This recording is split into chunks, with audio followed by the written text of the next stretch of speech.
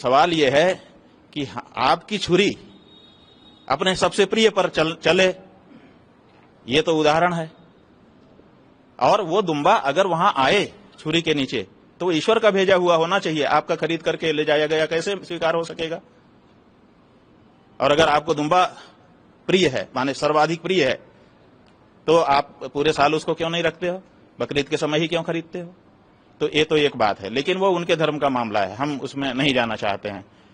जो तार्किक रूप से हमारे मस्तिष्क में जो बात आती है, वो प्रश्न आता है कि ये कैसी बात है कि जब कहा ईश्वर ने कि सबसे प्रिय वस्तु को कुर्बान करो, तो सबसे प्रिय को कुर्बान करना चाहिए, जिसको आज ही हमने खरीदा, आज ही हमने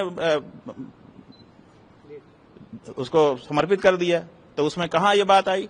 लेकिन हम इस पे अपनी तरफ से टिप्पणी नहीं करना चाहेंगे, क्योंकि वो उनका मामला है, उनके मजहब का मामला है। लेकिन हमारा ये कहना है कि तुम्हारा ऐसा कैसा मजहब है कि हमारे दूसरे मजहब वाले के हृदय को पीड़ा पहुंचा करके अपने मजहब में तुम रह सकोगे? गाय हमारी माता है और बहुत बड़ी आस्था हमारी उसके साथ जुड़ी हुई है।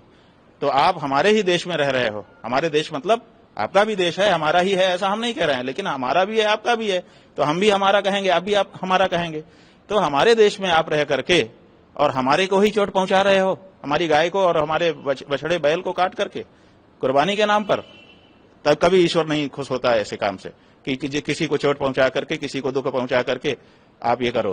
तो हम इसीलिए उस मजहब को मानने वाले जो लोग हैं उनके साथ बिना किसी प्रकार की घृणा द्वेष के उनसे अनुरोध करना चाहते हैं कि आपको जो करना है अपने धर्म का पालन करने के लिए करिए, लेकिन हमको चोट पहुंचाने वाला काम करेंगे तो वो आपका धर्म नहीं होगा, ऐसा हम समझते हैं।